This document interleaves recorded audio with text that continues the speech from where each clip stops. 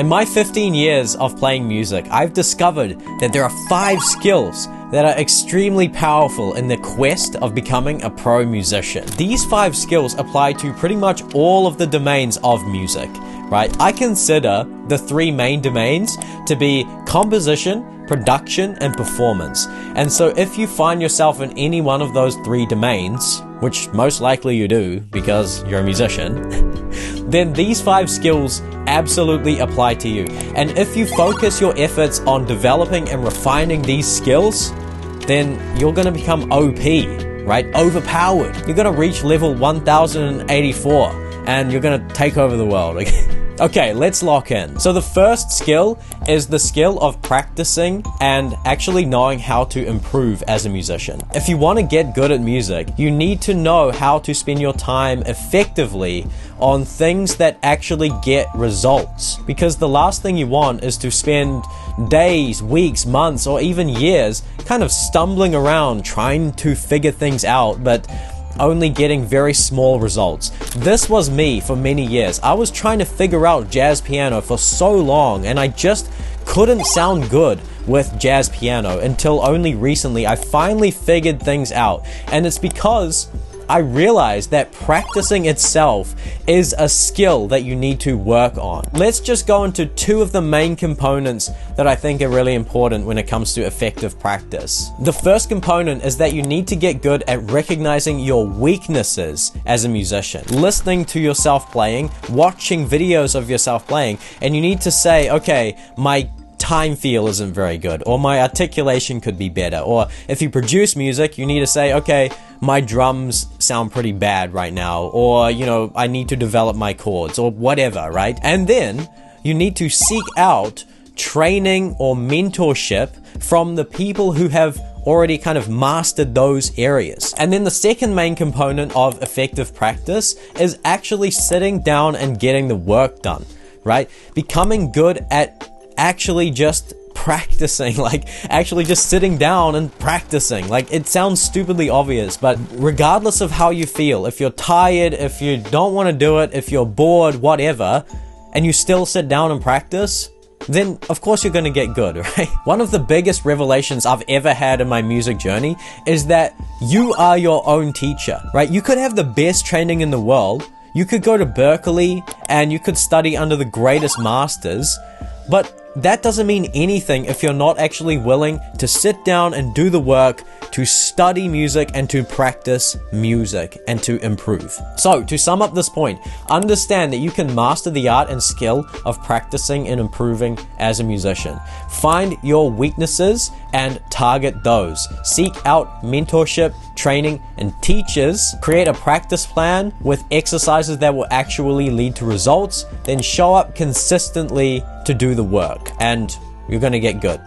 That's literally the recipe, right? Okay, the second skill on this list is a killer ear. A good ear is what you need to really connect with music on a deeper level, on a more intuitive level. The music that you're listening to, the music that you're studying, and the music that you're creating, right? You can really kind of tap into this very intuitive flow when you develop this very killer ear. Let's just go into 3 of the main components when it comes to actually having a killer ear. The first component is being able to hear something and to recreate that on your instrument, in your performance, in your composition, or whatever, right? That's a matter of ear training, right? You have to train your ear, and you can do this through a lot of different exercises as well. This is a very important thing to actually practice as a musician. It's all about discerning intervals and understanding kind of the relationships between notes, understanding the relationships between chords within a given key. And this is just going to allow you to like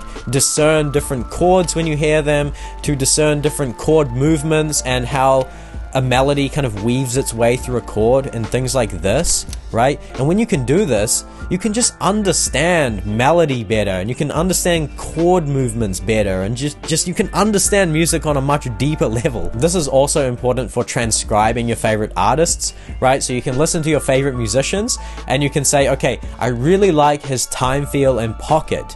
How do I put that into my own playing, and then you can kind of study his music, extract that element of his playing, and integrate it into your own playing, right? The second component of a killer ear is to be able to hear music that doesn't even exist yet, right? So this is like developing this kind of internal phantom ear, right? That can literally hear a melody, and then you can play it on your instrument. And then once you hear a musical idea, you need to have the technical facility of actually bringing that idea to life. And so you want to shorten that gap. And then the third component of a killer ear is to hear the nuance of music.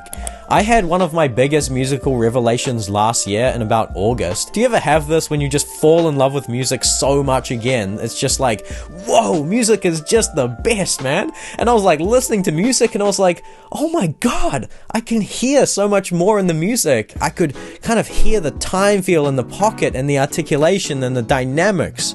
And I realized that actually music is like this infinite craft. There's this infinite depth to music, right? But you need to have a killer ear so that you can actually hear and discern those nuances. Let's just finish this point with a quote from the legend Herbie Hancock.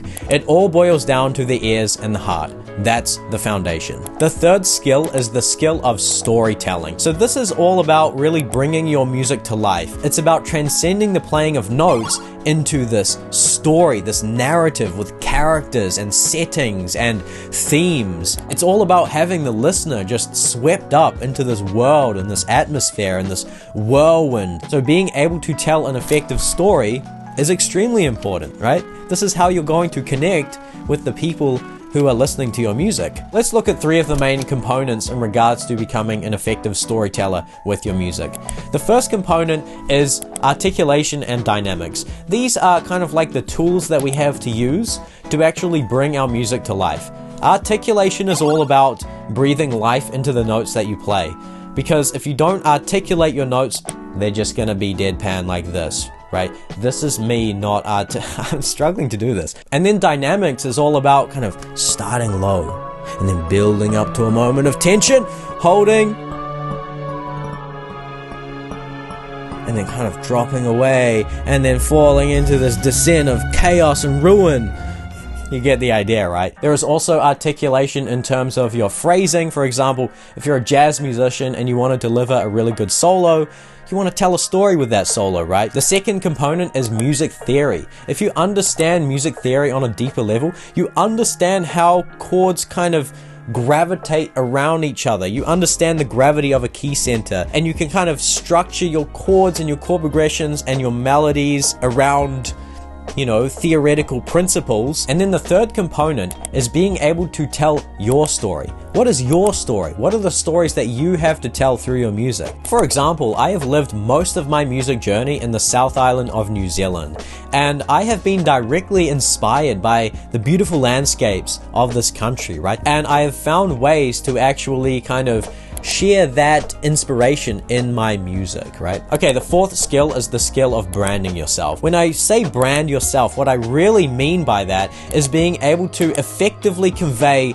who you are as a person and what you have to tell through your music and through how you show up in the world. You have a unique sound and style and approach as a musician. You have a unique way of playing your instrument. You have a unique tone that you use. You have an interesting way of performing on stage. There are so many different things that go into your own originality as a musician, and you want to kind of tap into those things that make you original, and that's what is going to help to inform your brand. It's also about like positioning yourself in a way that allows you and your music to reach and connect with the people that resonate with you. Positioning yourself such that they can see and hear and respect you for what you are and who you are as a musician and as a person. And if you don't know how to brand yourself, or you lack the consistency in your branding, then there's a likelihood that you won't grow and reach wider audiences as a musician. I started this YouTube channel and the Joshbots brand